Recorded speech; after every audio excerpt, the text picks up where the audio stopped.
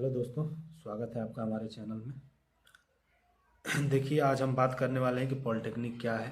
ठीक है, पॉलिटेक्निक के बारे में लगभग लगभग सारी इन्फॉर्मेशन आज मैं देने वाला हूँ। छोटी सी वीडियो में पूरी की पूरी इन्फॉर्मेशन आपको मिल जाएगी। ठीक है, देखिए, पहली बात मैं बता दूं कि इस चैनल पे पॉलिटेक्निक के एंट्रेंस एग्ज़ाम की तैयारी कराई जाती है। तैयारी कराना स्टार्ट हो गई है। ठीक है, आपके हर चैप्टर से, मैथ हो, फिजिक्स हो, केमिस्ट्री हो, मेनली तीन ही सब्जेक्ट हैं इसमें।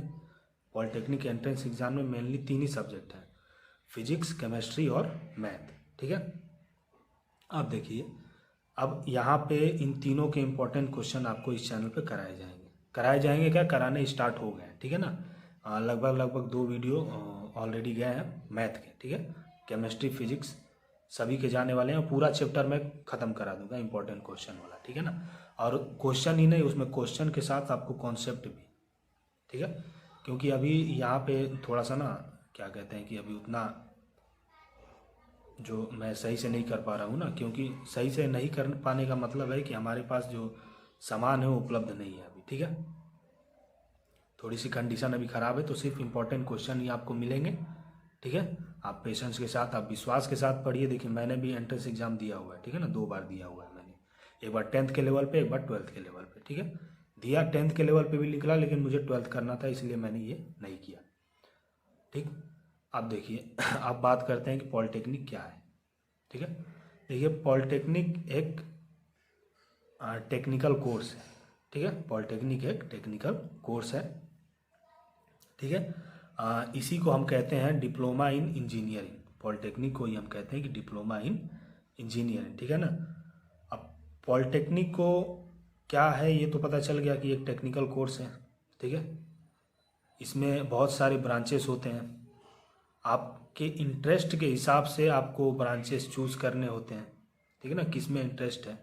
ये एक टेक्निकल कोर्स है इसलिए क्योंकि इसमें ये आपको बहुत सारे चांसेस देते हैं। ठीक है ना, जो आपके अंदर का जो टैलेंट है, जो आपके अंदर का हुनर है, जो आपके अंदर का इंटरेस्ट है, ठीक है ना, जो आपको करने का मन करता है। अगर आपके पास क्या कहते हैं, ज़्यादा पैसे नहीं है, ज़्यादा ये नहीं है, तो आप पॉलिटेक्निक करके उसी फील्ड में आप जा सकते हैं। ठीक है ना, जिस फील्ड में आपका सबसे ज़्यादा मन लगता है। ठीक है, तो वो ब्रांचेस अलग अलग बने हुए, उसके बारे में हम बात करेंगे। अभी फ़िलहाल देखते हैं कि पॉलिटेक्निक क्या है, पॉलिटेक्निक के लिए योग्यता क्या चाहिए। ठीक है, पॉलिटेक्निक एक टेक्निकल कोर्स है। ठीक है ना, इसे 10th और 12th के बाद करते हैं, मेनली 10th के बाद। ठीक है, देखिए, 10th के बाद और 12th के बाद इसमें अंतर क्या है।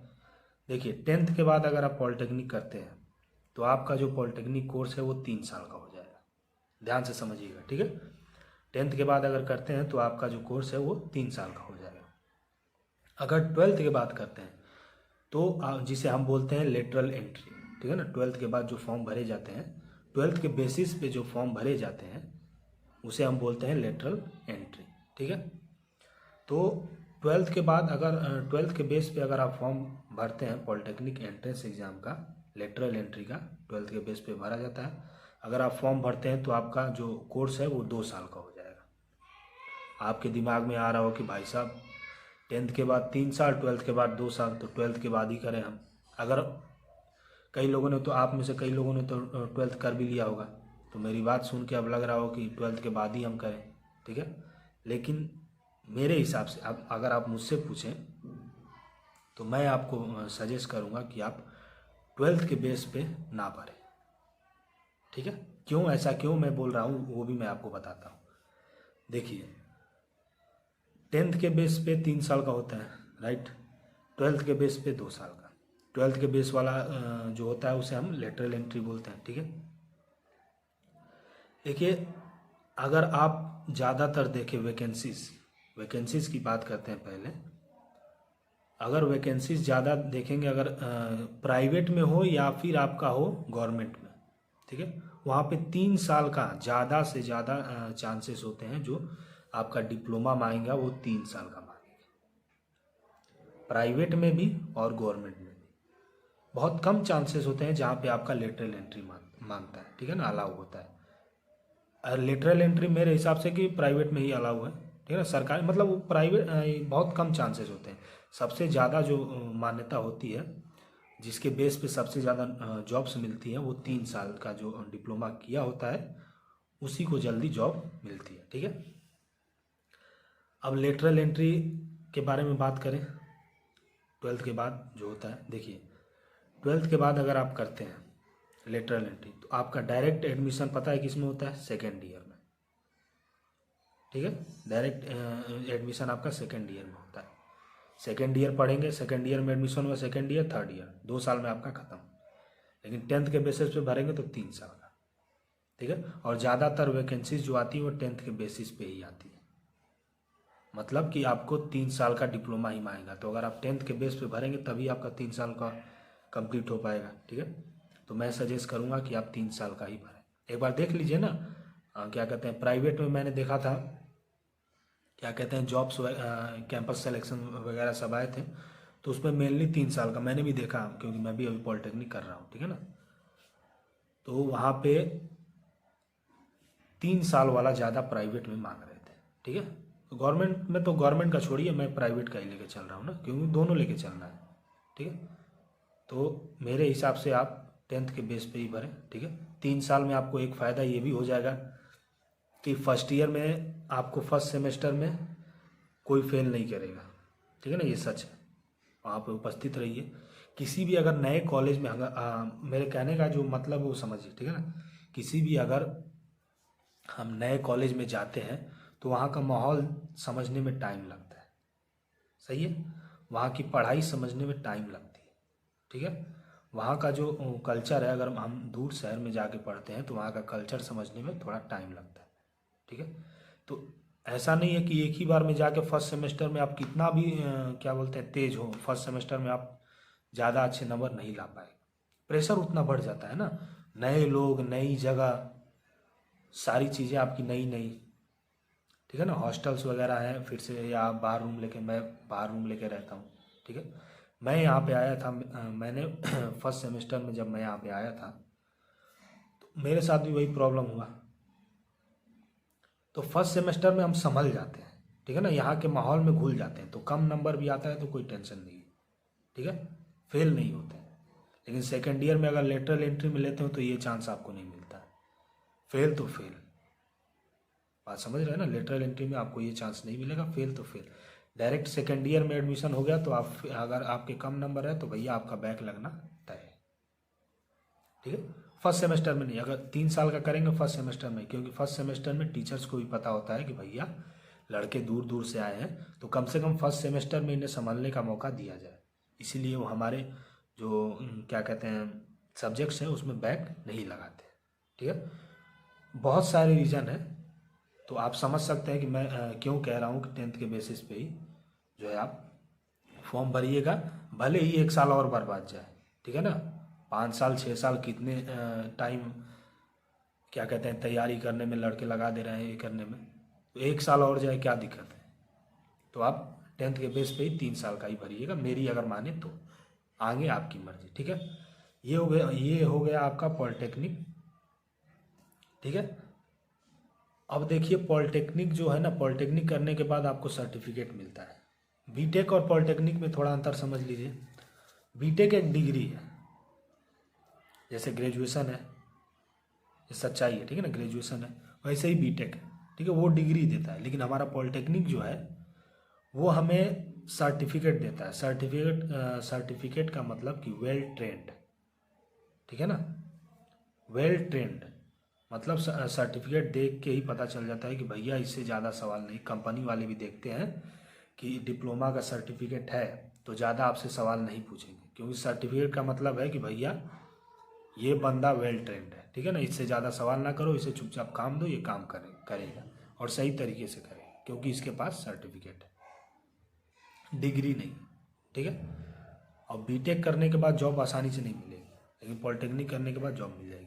और पॉलिटेक्निक में अगर आप 2 साल किसी कंपनी को दे देते हैं, ठीक है ना, पॉलिटेक्निक और बीटेक का मतलब क्या होता है? बीटेक का मतलब होता है आपका एक्सपीरियंस। अगर 2 साल अगर पॉलिटेक्निक करने के बाद अगर किसी कंपनी को आप 2 साल दे देते हैं, ठीक है, अच्छी कंपनी को 2 साल अगर आप दे देते हैं तो वहाँ से आपको एक्सपीरियंस सर्टिफिकेट मिल जाता है। वो एक्सपीरियंस सर्टिफिकेट अगर 2 साल दे दिया तो वो आपका बीटेक के इक्वल हो जाएगा, सीधी सी बात है। अब 2 साल देने के बाद जो सैलरी आपको मिलेगी, किसी कंपनी में 2 साल दे दिया आपने, ठीक है, 2 साल काम कर लिया, उसके बाद वहाँ पे जो एक्सपीरियंस सर्टिफिकेट मिल जाएगा वहाँ से, ठीक है। तो अगर दूसरी कंपनी में जाएंगे तो आपको पता है कैसी सैलरी मिलेगी, जैसा बीटेक वालों को मिलती है वैसी सैलरी आपको मिलेगी, क्योंकि बीटेक का मतलब एक्सपीरियंस, एक्सपीरियंस अगर 2 साल हम कर लेते हो तो हमारा बीटेक के इक्वल हो जाएगा, ठीक है ना। डिप्लोमा बीटेक के निचला वाला हिस्सा है, सॉरी निचला वाला मतलब कहने का मतलब मेरा ये है कि बीटेक जो है ना वो पॉलिटेक्निक पॉलिटेक्निक जो है वो बीटेक से छोटा है, एक स्टेप नीचे है, ठीक है। इतनी बात समझ में आ गई। अब मैंने आपको ये भी बता दिया कि पॉलिटेक्निक 10th के बाद करें या 12th के बाद, ठीक है। तो आपको मैं सजेस्ट करूँगा 10th के बाद ही। 10th के बाद करने के फ़ायदे हैं, ज़्यादातर कंपनियों में आप जाएंगे तो आपका 3 साल का डिप्लोमा मांगेगा, 2 साल का नहीं मांगेगा।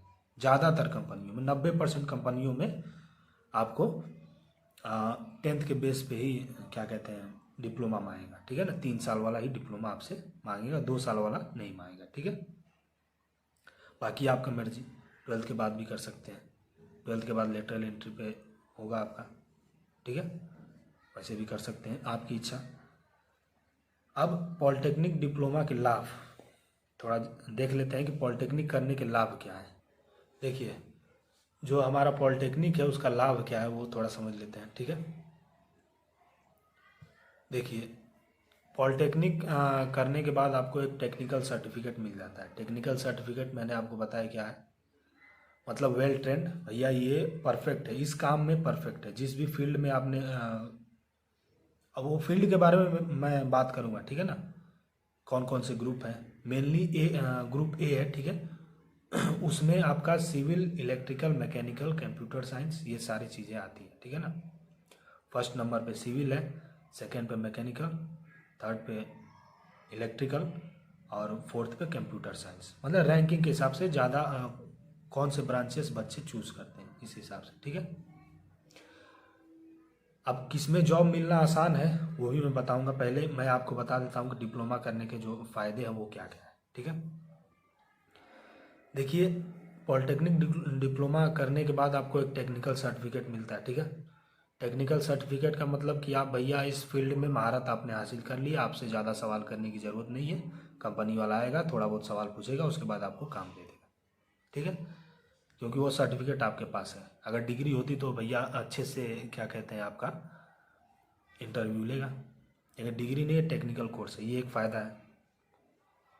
पॉलिटेक्निक के आधार पर, पॉलिटेक्निक का सर्टिफिकेट रहने से पॉलिटेक्निक के आधार पर आपको तुरंत जॉब मिल जाती है, ठीक। जॉब अब थोड़ी सैलरी की बात कर लें, इसकी पहले इसकी बात कर लेते हैं, ठीक है ना।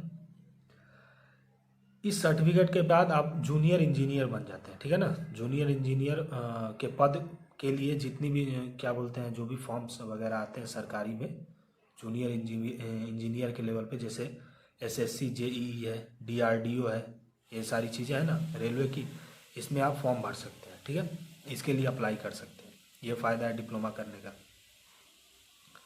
और ये अगर आप 10th के बेसिस पे करते हैं, ठीक है ना, अगर मान लीजिए आपने तुरंत 10th पास किया और फॉर्म भरा, अच्छे नंबर आए, एडमिशन लिया, अगर ये कर लिया तो ये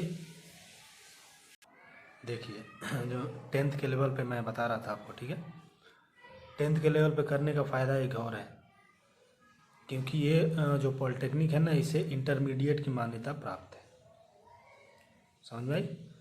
मतलब 12th की मान्यता इसे ऑलरेडी प्राप्त है। अगर 10th के बाद अगर आप 12th नहीं भी करते हैं, 10th के बाद डायरेक्ट आप इसका फॉर्म, क्योंकि इसका फॉर्म जो है वो 10th के बाद ही स्टार्ट हो जाता है भरा जाना, ठीक है ना। इसकी योग्यता मिनिमम 10th है। 10th आपने करा, आप पॉलिटेक्निक भर सकते हैं, ठीक है। पॉलिटेक्निक करने के बाद अगर पॉलिटेक्निक कर लिया आपने तो आपको 12th करने की ज़रूरत नहीं, क्योंकि ये इसकी मान्यता 12th के बराबर है।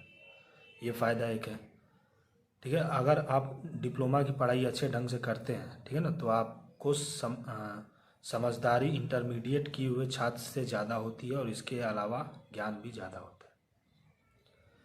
बात को समझिए, अगर आप डिप्लोमा की पढ़ाई अच्छे से करते हैं 10th के बाद, ठीक है ना, एक तो इसे 12th की मान्यता प्राप्त है।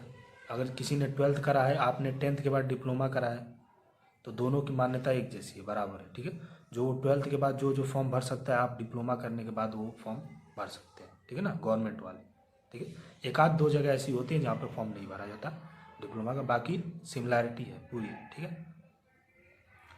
अगर आप 10th के बेसिस पे 12th नहीं करते हैं, 10th करने के बाद डिप्लोमा करते हैं, तो आप 12th वालों के इक्वल हो जाएंगे, ठीक है। लेकिन एक और फ़ायदा है कि आप 12th वालों से ज़्यादा समझदार माने जाएंगे, 12th वालों से ज़्यादा ज्ञान आपके पास होगा, क्योंकि ये टेक्निकल कोर्स है, ठीक है ना। तो कितना भी होगा तो आपको 12th वालों से ज़्यादा ही ज्ञान होगा आपके पास, ठीक है। ये इसका फ़ायदा है। साधारण रूप से जो इंटरमीडिएट करने वाले छात्र हैं, सरकारी जॉब के लिए अप्लाई कर सकते हैं, उसी जॉब के लिए डिप्लोमा छात्र अप्लाई कर सकते हैं। मैंने आपको बताया था पहले, ठीक है, कि साधारण रूप से जो 12th करने के बाद जो गवर्नमेंट जॉब के लिए 12th पास जो लड़के होते हैं वो अप्लाई करते हैं ना गवर्नमेंट जॉब के लिए। अगर आप डिप्लोमा कर लिए तो जो गवर्नमेंट जॉब के लिए वो अप्लाई कर रहे हैं, आप भी कर सकते हैं डिप्लोमा के बाद। समझ में आई बात? डिप्लोमा के बाद आप भी जो जैसे SSC GD हो गया, ये सब है ना, SSC JE हो गया, पुलिस हो गया, ये सब में लगभग सब चीज़ों में आप डिप्लोमा के जो सर्टिफिकेट है वो यूज़ करके फॉर्म भर सकते हैं, ठीक है। आपको 12th की ज़रूरत नहीं है, ठीक है। तो आपकी मर्ज़ी, आप 10th के बाद भी कर सकते हैं, 12th के बाद भी कर सकते हैं, ठीक है। बीटेक करने के लिए जाते हैं, तब से सीधे सेकेंड ईयर में एडमिशन मिल जाता है, ठीक है।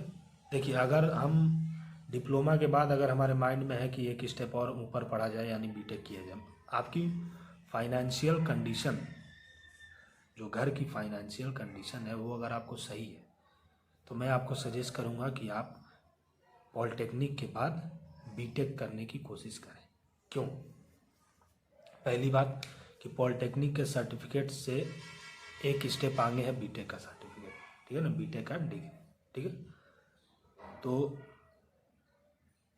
कहीं भी कुछ भी कह लीजिए, बीटेक एक स्टेप आगे रहेगा पॉलिटेक्निक वालों से, ठीक है।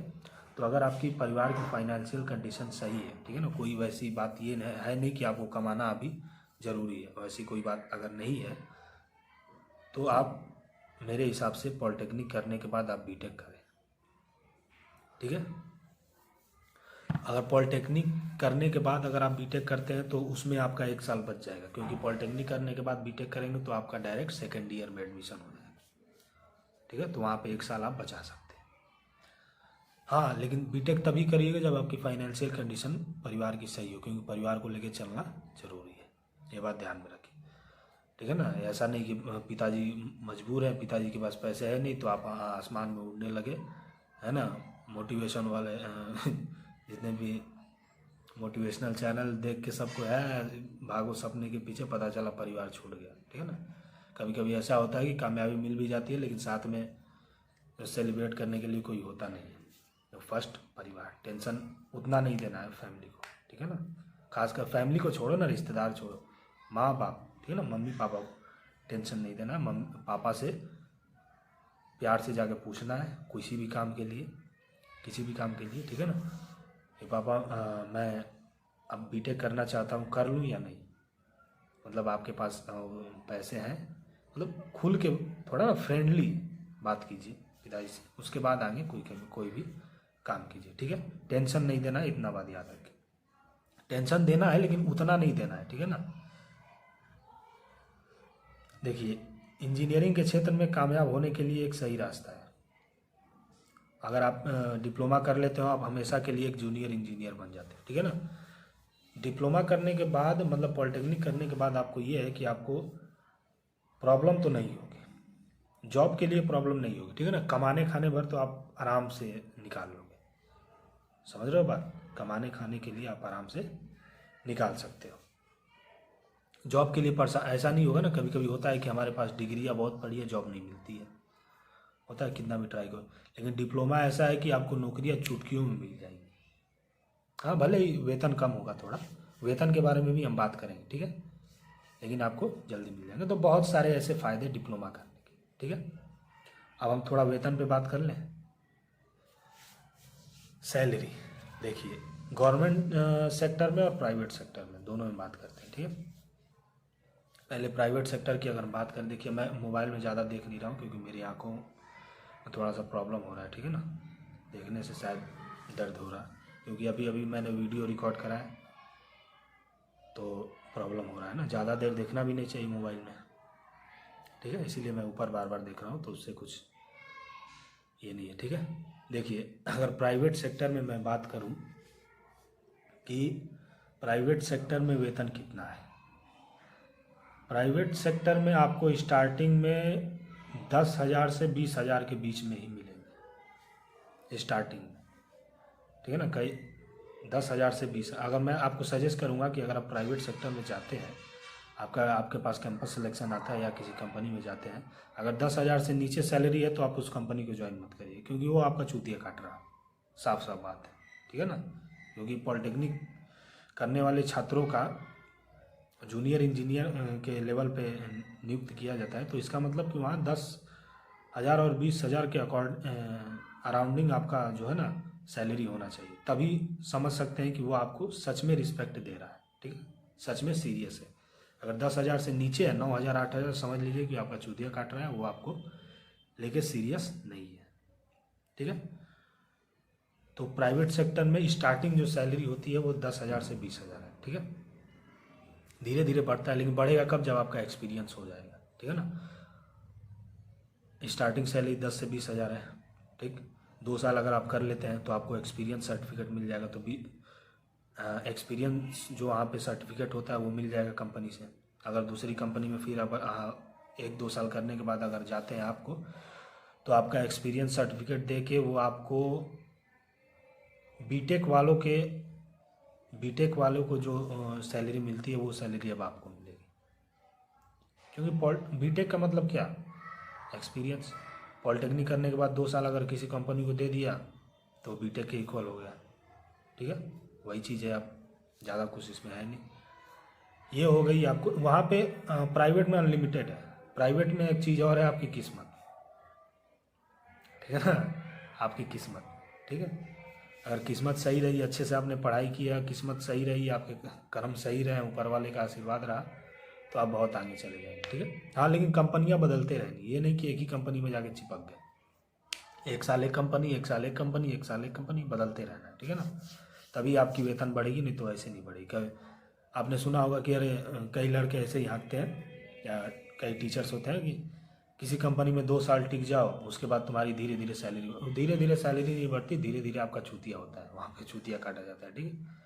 किसी कंपनी को रूल बना लीजिए कि अगर आप डिप्लोमा करने के बाद जाते हैं तो किसी कंपनी को आप बस 1 साल देंगे, उसके बाद दूसरा कंपनी, उसके बाद दूसरा कंपनी, 1-1 साल करके चेंज करते रहना है, ठीक है।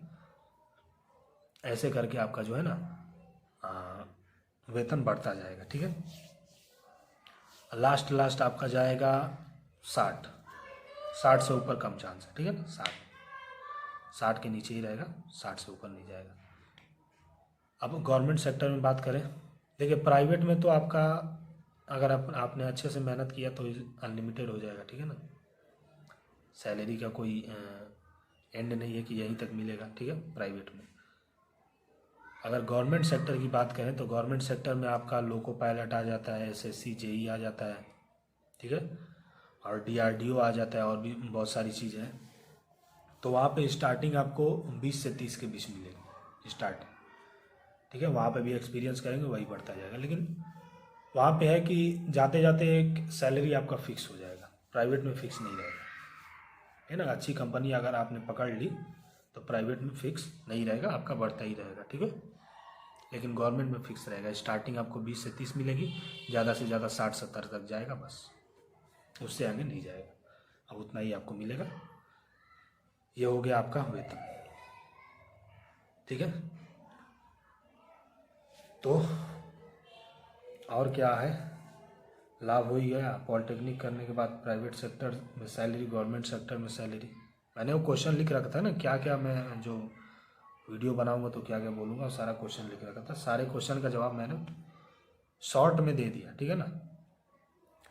तो आपसे अनुरोध है कि चैनल को सब्सक्राइब कर लें, ठीक है। यहाँ पे पॉलिटेक्निक एंट्रेंस एग्ज़ाम के सारे इंपॉर्टेंट क्वेश्चन कराए जाते हैं, ठीक है।